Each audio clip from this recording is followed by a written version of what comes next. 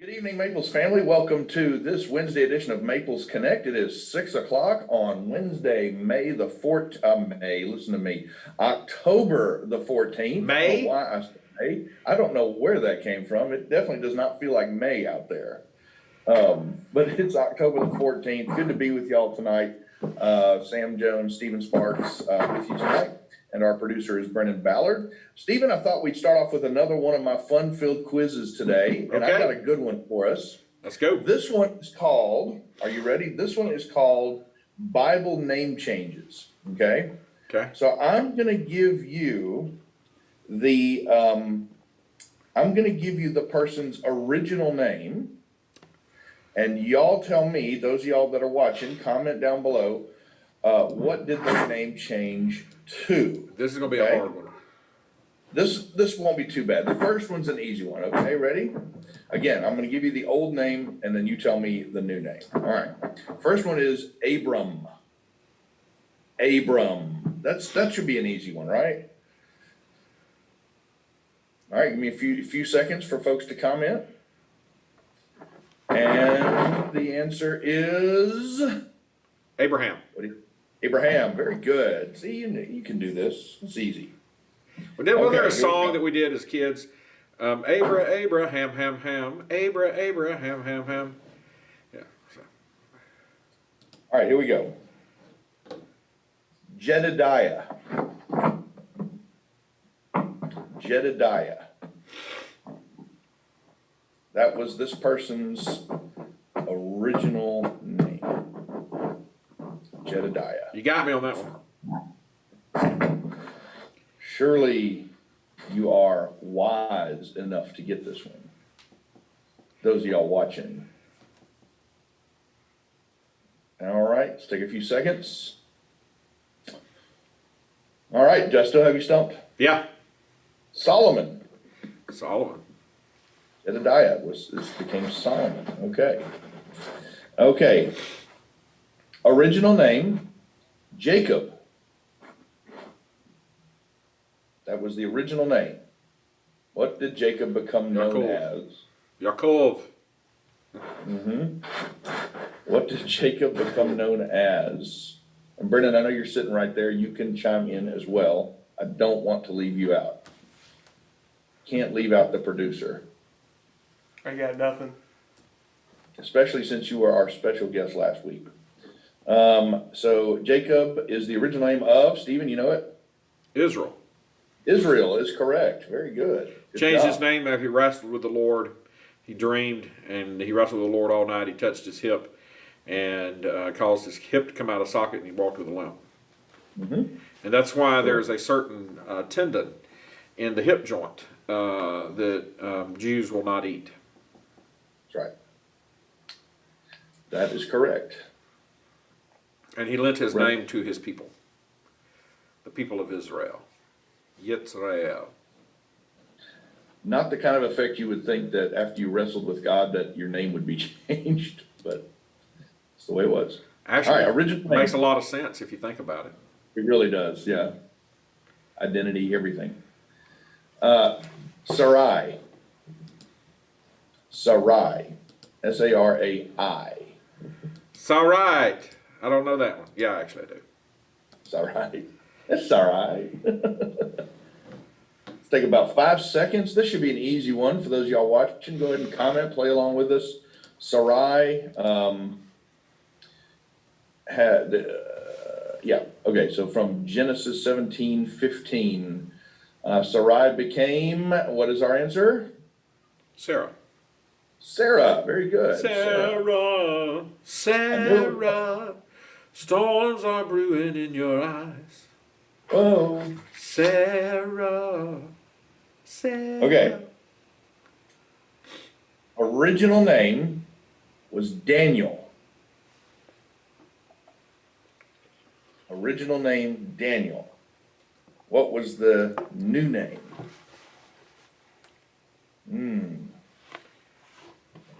This has, I'll give you a hint, it has 4 syllables.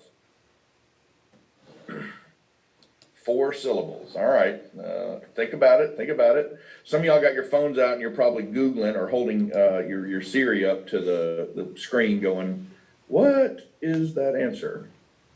This is a tough one too. A lot of people might think, well, Daniel is just Daniel. But no, he ended up having a different name. Daniel was his original name, and the new name was, drum roll. Got it, Stephen? You got me. Belteshazzar. Belteshazzar. So that was his Babylonian name. That was what they Right. called him in Babylon. Belteshazzar. Yeah. Kind of makes you wonder, how do you get Daniel from Belteshazzar? I think it's the meaning of Belteshazzar, particularly when Daniel was. I mean, the name change happened after he interpreted the king's dreams, and also after he had the challenge where he and his men ate a certain thing, and the king's men ate a certain thing, and which of them were in better shape at the end of the period. This is also going on at the same time as Shadrach, Meshach, and Abednego, and the people are in exile. And will they retain their identity, even though they are a people in exile? All right. Saul. His original name was Saul. And unlike Daniel, he was not given, or he was not called by a 4-syllable Babylonian name. Saul, this is an easy one. Most folks would know this. Talk about when somebody's eyes were opened, that suddenly their name began with a different consonant. Brennan, you know that one? Phil. Did you say Phil? The Apostle Phil. That would be great, yeah. Correct answer is? Paul, of course. Paul. Very good. Saul became Paul. But the name change really was more after he went into exile for the period of years when he went to learn before he came back. It was a transformative process for him. We often think of it tied to the Damascus Road, but it was also more of a lengthier process. Paul's story is really interesting. We only get snippets of it, and we only see him fully formed really in the letters, but when you dig into the actual transformation story, it's a lot deeper. Yeah. One more, and we'll finish with an easy one. Original name, Simon. Original name, Simon. Simon says, I understand this Simon liked to go fishing. Yeah. Or I think he had to do it for a living. So I need to go fishing again, but one day soon. Simon. This should be an easy one. Let me give everybody 4 more seconds. 3, 2, 1. Simon, of course, is known Rocky. as, say it again. Rocky. Simon is known as Rocky. No. Actually, yes. He's known as Rocky? Well, Peter was the name he became, which is literally the rock. But I don't know that the others called him Rocky. But then again, I don't know that they didn't either. Well, if they were calling him Peter, they were essentially calling him Rocky. Oh, okay. Rocky. Or the Rock, if you can smell what he's cooking. Isn't it interesting, in some translations of the Bible, Simon and Peter is often referred to together. Like Jesus called out to Simon Peter, as if to give him, I guess to avoid confusion. And that may have been a translator's thing. So thank you all very much for playing Bible Name Change. Stephen, would you open us with prayer, please? Sure. Father God, we come to you right now. We invite you into this time and space. We ask you to redeem this time as we offer information and learning in a lot of different ways. Lord, open our eyes and our ears so that we can hear. In your name we pray. Amen. Amen. So we have a special guest. The other day I conducted an interview with a good friend of mine from Memphis Theological Seminary. As you all know, I am currently pursuing my MDiv at that fine institution.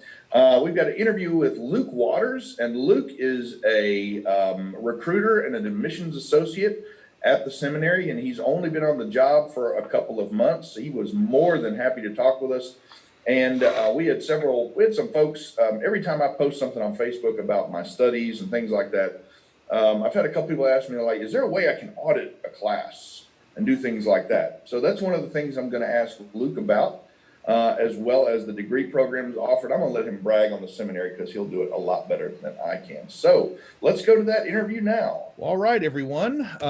This is my special guest for this evening.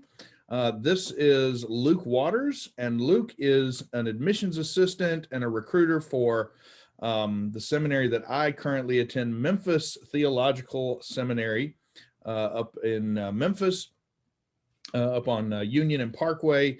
And Luke, I just want to thank you for taking time out of your busy schedule to talk with us about MTS and the programs that are offered and things like that. Tell us a little bit about MTS. I mean, you don't have to go into the whole history since 1852, but just for people that might want to hear it from a recruiter, tell us a little bit about MTS. Yeah, absolutely. Well, first, thank you so much for having me today. Really delighted to be here. I have been working for MTS for only about 2 months, but I've actually been around the seminary my entire life. My godfather is a professor. I've had best friends come here who are now ordained ministers. And so I have a really great relationship with the seminary. In terms of our history, just a brief summary. We were founded in the 1850s as an ecumenical mission of the Cumberland Presbyterian Church. Back then, we were actually located in McKenzie, Tennessee, and we're there for quite a while until the 1960s, when a lot of social unrest really convinced the church that we needed to move the seminary to Memphis, Tennessee, where we became one of the first institutions who actually welcomed all races and genders to be theologically educated in a higher education institution. So now MTS is just all about educating and sustaining men and women for ordained and lay Christian ministry in the church and in the world, which is something I'll definitely try to talk about a lot today. Sure, awesome. We've been looking at, MTS. One of the things I love about, attending MTS, especially in the days when we actually could physically go in the building, which I hope is not too far off, is that it isn't a really old style old home that was owned by a rich planter or something like that. And so really everybody needs to check it out. But well, that's MTS. And Luke, you mentioned the word ecumenical, and some folks may not know what that means. What does that mean? Yeah, absolutely. So ecumenical just means that we accept students from all different types of denominations. So we actually have 26 different denominations represented here at MTS. Our largest contingent of students is Methodist. We have about 40 Methodist students, but we have Presbyterian, all and down the line. We've actually even had a few Catholic students study here in the past as well. Yeah, it seems like a lot of the professors I've had have been of different denominations as well. That really makes for a rich education, in my opinion. So absolutely. And well, the classroom as well, right? Because you're sitting in that classroom with other students who not only from different denominations, but from different towns, cities, states. Mm-hmm. And so they're coming from different backgrounds, and you're learning a lot from their lived experience as well. Gotcha. Well, Luke, tell me, how has recruiting been during the pandemic? This is obviously new ground for everybody. Share, if you don't mind, share with us like what the experience has been. I know it's been tough, it's been different, but has there been anything positive come out of it? Yeah, absolutely. Great question. So it has been quite an experience learning how to do all of this virtually. I'll say real quickly, we went to all virtual classes back early in March of last semester because we have an older student body, because we have most of our professors are in their 60s. We decided to go to that route really early and have been in that this semester as well. And so we've been 100% virtual in terms of recruitment. And so one of the things that we've been doing is just trying to have a greater online presence, not only through our social media platforms, but offering one-on-one virtual meetings with students, doing free class previews, which I'll get to talk about at some point, doing little webinar information sessions. So that's been the hope, what we've been really doing. And we're getting a good class coming in right now. So that's really exciting, and just got to keep pushing all the way up until January. Awesome. Well, since you mentioned it, let's talk about some of the degree programs that are offered currently at MTS. Yeah, absolutely. So MTS really offers 3 main degree programs. We have our Master of Divinity program. So if you want to become an ordained minister, in most contexts and most churches and denominations, you have to do the Masters of Divinity program. That's what you're in right now, correct? That is correct. That is correct. Year 2. Okay, great. Yeah, right. The other degree, the other master's degree, excuse me, that we have is the Master of Arts in Christian Ministry. That is a shorter degree. It usually takes our students closer to 2 years instead of the 3 or 4 that takes for the Master of Divinity. And it's kind of focused on preparing you to serve in the church and in the world.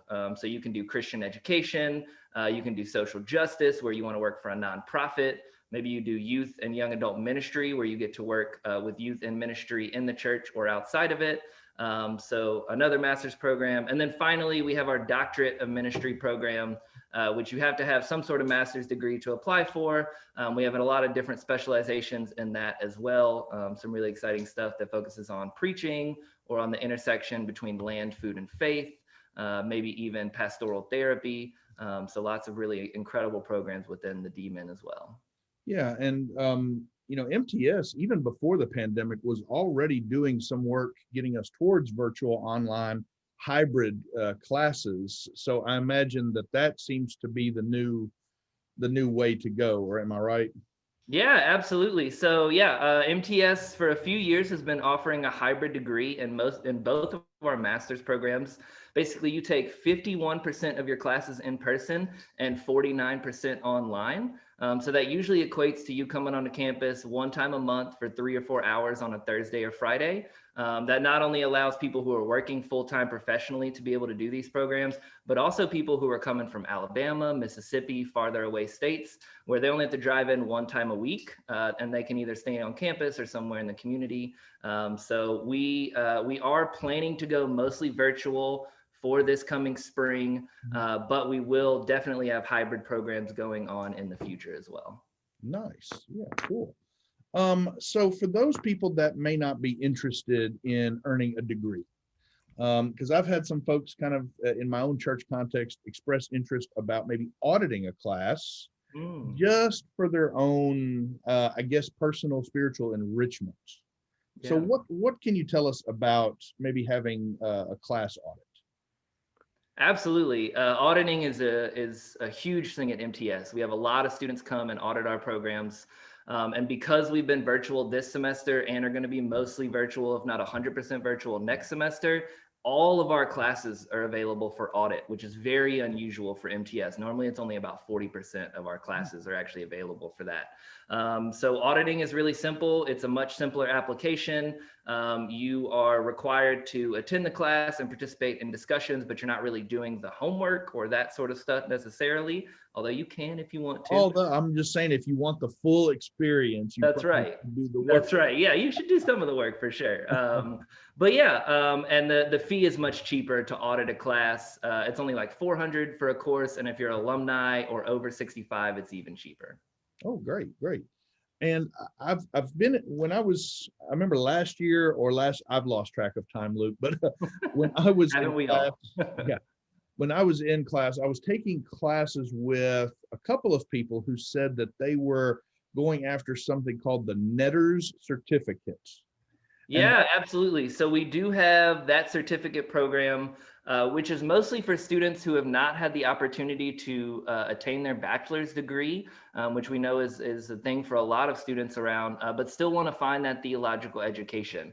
And so you would come in and take those classes. I believe it's 6 classes, all of the core courses that you would take in a master's degree. You're just not taking them for credit, but again, you're getting that certificate. And some churches, really appreciate seeing that if you're going to be a lay minister, especially.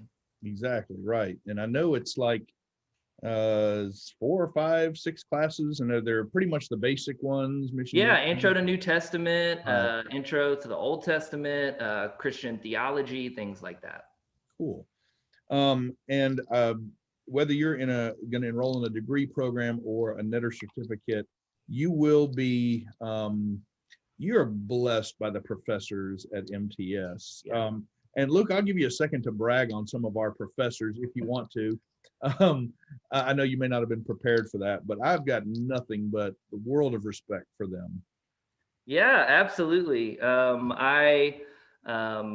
have grown up around quite a few of these professors. And so I not only know them in the MTS context, but in our own personal context. So Dr. Lee Ramsey is one of our Methodist professors.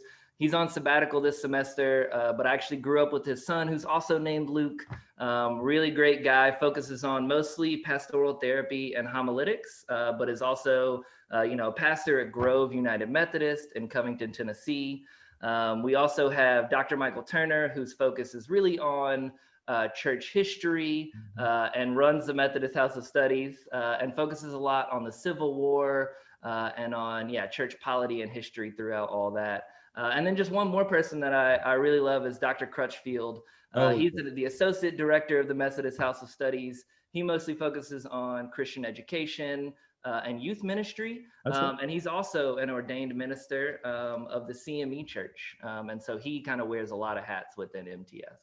He absolutely does. Yeah, he serves the church there. Trying to think, I've had Dr. Janelle Baker, who is one of my all-time favorites. I had her for missions and evangelism. She is just a wonderful soul. Really has a heart for missiology. Mitzi Minor, Dr. Minor probably challenged me more than anybody else so far in seminary, but I have just a world of respect for Dr. Minor. She knows the New Testament. I always thought, my gosh, she knows the New Testament better than Paul, who wrote most of it. So I absolutely love Dr. Minor. Dr. Turner, I'm in his class now. I'm in his early Methodism class. So what's the Methodist House of Studies? Like I said, this is a Methodist church here, and it might confuse some people when they're saying, how are you going to a Cumberland Presbyterian seminary, but you're learning a Methodist House of Studies? And I try to explain to them, I said, again, it's an ecumenical mission of the CP Church, but they provide the Methodist House of Studies. Talk a little bit about the Methodist House of Studies. Absolutely. We started the Methodist House of Studies only 4 or 5 years ago. We have seen a lot of Methodist students coming to MTS over years and years. And so we really wanted a way to build a community within a community for students with a Wesleyan or a Methodist background. Right now, Methodist students represent about 40% of our student body, 35%, 40%.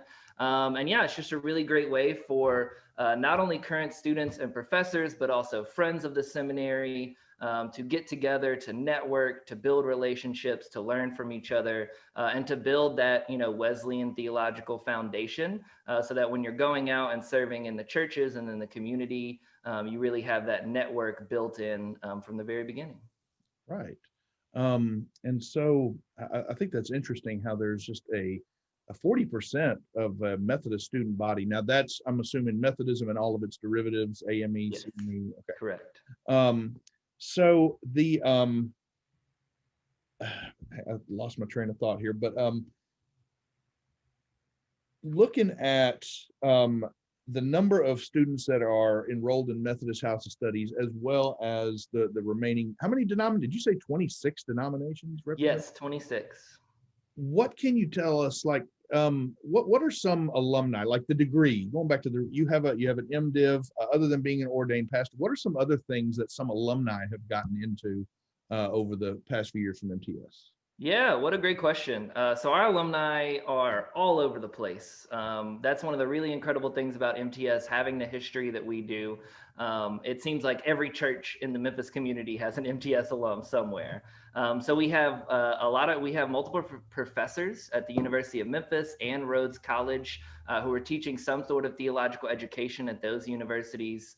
We have people who have gone on to found nonprofits. Like Room in the Inn Memphis, which helps to rehouse homeless people, especially during the winter months. Knowledge Quest, which is predominantly for low-income students to help them get some sort of after-school education or formation. We have people go on to serve as chaplains in cancer clinics, in the military, in other colleges. And then obviously, like you said, a lot of church leaders all over the place. Not only head pastors, but youth leaders, lay leaders, clergy, everywhere up and down the line. MTS alumni really go on to serve in a variety of capacities. Yeah, absolutely. I know several alumni of MTS. I think it was them who got me into it. No offense to you recruiters, you all do a fine job. because I've seen y'all at our annual conference before. So Luke, let me ask you this: how, if somebody has heard something today and they want to apply for either a net or certificate class auditing, how do they go about doing that? Yeah, so I would say there are a few different ways. The easiest way is to get in contact with me or another admissions counselor at MTS. I can definitely leave my contact information with Sam, but also you can always give me a call at 901-334-5841. I'll put that in our comment section on the Facebook. Great, perfect. And then our website is up to date. It has a lot of really helpful information, and it has all of our contact information right there for you. So anybody in the admissions website would love to talk to you. If you are not sure about which program, if you just want to audit a course, wherever you are in your formation, we would love to just discuss how MTS can really meet you where you are and help provide a better theological education. And on that note, can you talk just a little bit about financial aid? Because I'm just going to brag on Reverend Fakisha Gunn, who is the Director of Financial Aid. Actually, she has a different title now. Enrollment Services. Enrollment Services Director, yes. She made financial aid so not scary. I don't know how else to say that. Because she can find money in so many different places. Yeah. So I guess I kind of answered my own question, Luke. Is there anything else you want to say about financial aid? Yeah, no, that's a really great question. We are really focused on making sure everybody who wants to attend MTS can do so and can be, financially stable in that process. So we do offer internal scholarships for our Master of Divinity program and our Master of Arts in Christian Ministry program. It's really important to know that to apply for those scholarships, you do have to be accepted and registered for classes. We don't want to give away scholarship money to a student who isn't sure if they're going to be able to attend that next semester, which is why we do that. But beyond the internal scholarships, we also have a huge list of external scholarships on our website, which a lot of colleges do not provide. You have to find those on your own. And they're broken down by denomination, by race, by gender at times. And then finally, we do really encourage our students to complete the FAFSA, the Federal Student Aid form, where you can get some loan or grant money possibly from the federal government. But again, that window just opened a couple weeks, October 1st. Yes, yeah, it opened on October 1st. That's exactly right. But yeah, as you said, Reverend Gunn works really closely with every student to make sure that they are comfortable attending MTS financially before they even get started. One of the benefits of going to a smaller seminary is that there is that the staff there really does care. Mary Wrangle Bird, who is the bursar, she's just so sweet about, say, hey, I've applied this money. What else? She really works with you, and like that made it just so different from my undergrad years. It's just so different. Oh, absolutely. I totally agree with you. When I was applying for undergrad, I heard from my financial aid counselor one time, and it was the first conversation, and then we didn't hear from him again. Reverend Gunn is checking in you not only up into the process, but we actually have people calling students a couple of weeks after they start classes to make sure everything's not only good academically, but financially as well. Right. And also, just kind of changing the subject a little bit, the Hamilton Chapel has been completely renovated and is ready for people. We're just got to get ready for people to be able to come in safely. But we have chapel every Tuesday morning at 11. One last question, Luke, and then I just want to be respectful of your time. Giving to MTS. I know this is a crucial thing, and I don't want it for the want of making this sound like a pledge drive. If somebody wants to give to MTS, what are some ways that somebody can give? Absolutely. That's a great question. So I would say the easiest way to do it is to go to our website, memphisseminary.edu. And that donate button or giving button is right at the top. It's one of the first things that you'll see. And just click on that. And there are several different ways that you can donate to the seminary. And yeah, we would always really appreciate that, but would also love for anybody to come take a class as well. Or is the seminary giving tours right now for anybody, or is We it virtual? are, yes. So we are happy to schedule a one-on-one tour. We will obviously ask people to wear masks and we'll be socially distanced. But because we don't have students on campus, it's really easy to get around and not bump into anybody. So we've had up to, I think, 10 students in the last couple of weeks come visit at various times. Awesome. Well, Luke, I just want to thank you for walking us through that process. Yeah. And I'll put your contact information down in our comments section. And just let us know if there's anything else we can do for you. And I do appreciate you taking this time out of your day to talk with us. Yeah, thank you so much for having me. I want to just talk about one more thing real quick. Go ahead. We have class previews. Yes. I'm sorry, I forgot to mention. Yeah, so this is really exciting. So Dr. Mitzi Miner, who you just talked about, really challenging professor, really make sure that you are know what you're talking about when you come into her classroom. She'll be teaching a class called Women Apostles, Preachers, and Troublemakers. Dr. Christopher Davis is teaching theology and the practice of pastoral leadership. And then Dr. Janelle Baker and Marcos Villa, who actually works at Latino Memphis, are teaching a class together called Solidarity and Friendship with the Latinx in Our Midst.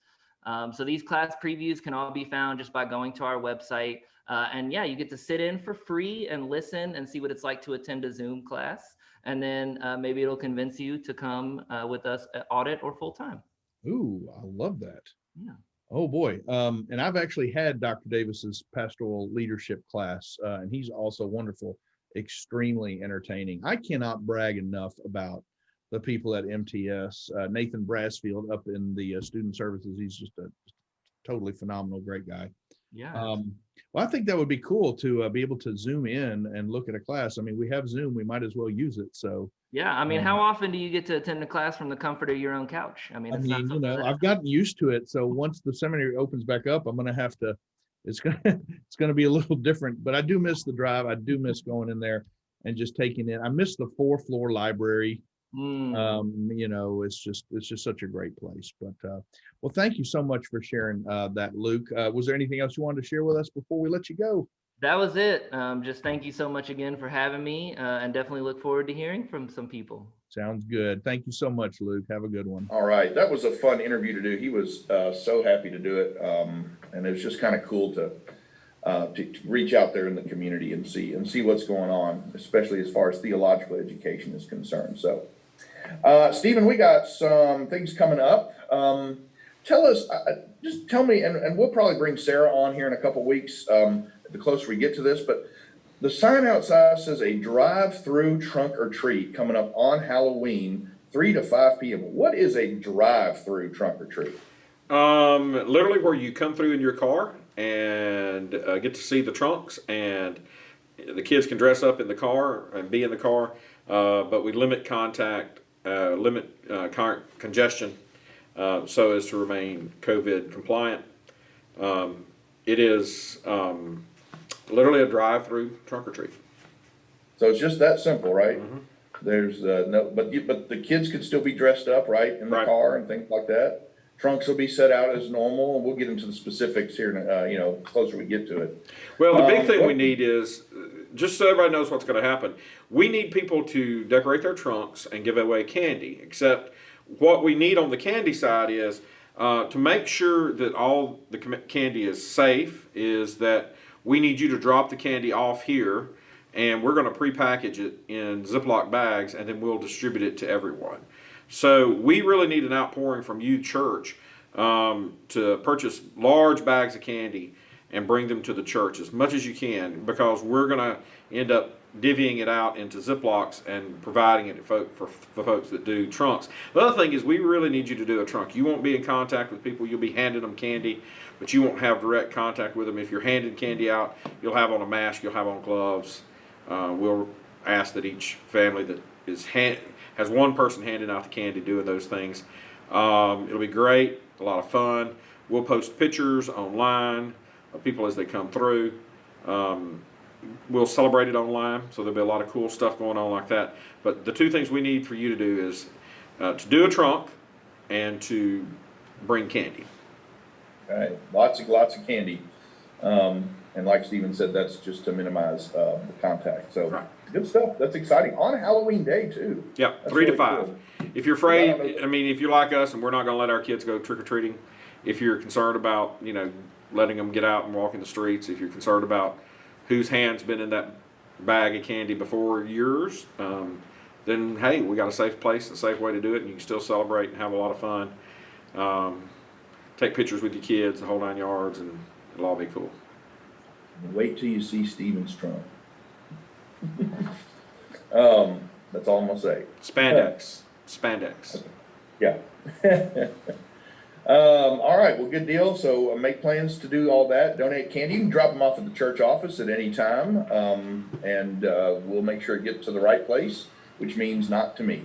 So it may not make it to trunk or treat if it gets in my office, but Chocolate. We'll store all the chocolate in your office. It's perfectly safe there. I'll never go in my office again. Not if you put chocolate in here. We have some announcements here. We've got our monthly leadership team meeting this Sunday at 2 o'clock. There's going to be a Zoom link going to be sent out email on Friday. So if you want to tune in virtually, unless of course you're on the leadership team and you need to be there, but if you're wanting to watch 2 o'clock, we'll have the Zoom info. We'll get all that sent out to you. We got men's club this coming Monday, 6:30, Wesley Hall. So if you're a man and you love Jesus and you like to eat and you like to hang out and fellowship, please come on out Monday. You're invited. Stephen, you're doing a very special wedding this weekend, aren't you? Yeah, Stan and Gloria Ballard, or the future Stan and Gloria Ballard. Stan Ballard, Gloria Taylor, getting married 2:30 in the sanctuary. 2:30. All of Maples is invited. And so just letting everybody know about it. Let's celebrate this with them. We've walked through a lot of the journey with Stan and Gloria, and we're just really glad to see that God has worked such a good work in their lives at this point of their lives. So we're really happy for them, and we celebrate that this Saturday at 2:30. Congratulations, Stan and Gloria. Stephen, we couldn't do any work last week on our work day because it just rained buckets and buckets, and it's just not a good idea to weed eat and pull weeds when that happens. So we're going to punt. We punted, and we're going to do that next Saturday, the 24th at 8 a.m. Remind us again what we need to bring. Weed eaters, edgers, push mowers, hedge trimmers, chainsaws, gloves, like work gloves, and we'll provide Power washers. Yeah, if you got a pressure washer, things like that, so that we can do the outside work that we need to do. We may have one task inside, cleaning up and reorganizing our area that we store our golf cart in. That whole area needs a little work, and so we may have somebody tasked with that. But yeah, it's going to be a lot of outside work. We want to thank Jim Suttlemeyer and Shannon Suttlemeyer for doing a lot of work already just to own their own around here in beautification. If you walk in the front entrance of the daycare entrance, you'll see some really nice fall stuff, and we want to thank them for that work. Jim was up here weed eating and blowing the other night. And Sam, he had a great new toy. He had a weed eater that had an attachment. Okay, I saw that. That turned it into a blower. I saw a that. gas-powered blower, and it was just you change the head out like you would from a weed eater to a cutter to a edger, and you put a blower on it. It was so cool. Yeah, I want one. Yeah. So again, many thanks to Jim and to David Thompson for mowing our grass as well. David, yeah, absolutely. Thank you for faithfully over the years, and just that's been an ongoing thing, and just continually to doing that and spraying some Roundup and just basically keeping the whole place looking good. In case you don't know, David mows pretty much the whole property, and with a Husqvarna riding mower. So we thank him for that. So that's on October 24th, 8 a.m. I'll have some coffee here. I'll have some breakfast for you as well. Stephen, I might have some breakfast burritos coming. All right. Just we will have some breakfast here. Yes. And then the other announcement is the church conference. We've been talking about this the last few weeks, but please, please, please make sure that's on your calendar. November 8th, 7 p.m., and that's going to be held in the sanctuary as Stephen is going to lead us through and conduct the church conference this year. And we won't, the closer we get to it, Stephen, the more we'll kind of probably dive into what's going to be talked about. Yeah. Right now, it's going on everybody's calendars. Yeah. It's only going to cover the essentials. We will approve budget. We will approve the nominations, and we will approve mine and your salary package, which is an individual sheet. Deal. Let's continue on here. Some reminders. Hey, the Camp Lake Stevens youth retreats. First of all, I have an update. The high school retreat is full, so that is awesome. That is a true blessing. But we do have a lot of junior high, 7th through 12th grade spots open still. Hey, Sam, we're having a hard time hearing you. We're getting a lot of sound problems with your microphone. Okay, it's probably my internet connection. No, it sounds like you're blowing on it, or there's wind, or there's things moving, or something. Let me cut my fan off. That might help. Is That that would- better? Well, yeah, that's much better. Good job. All right. Let me repeat. Our high school Camp Lake Stevens retreat is full, which is a great and tremendous blessing. We do have our junior high, which has several spots available still. But the deadline to sign up is Friday. Okay, this Friday, cost is $95. Please contact Joel at joel@mapleschurch.org if you're interested. If you're in grades 7 through 12, we said we have spots available. Yeah, it's going to be a great time.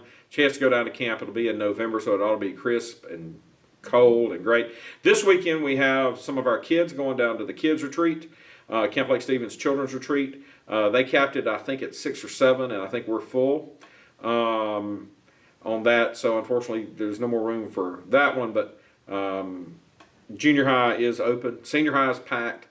Of course, we're capped at the number that we can take. Basically limited to what we can put in one side of a cabin. They're trying to keep the two cabins separate. And so, yeah. If you picked up a cleaning kit or flood bucket, remember you can turn those into the church office as well. They're starting to trickle in now.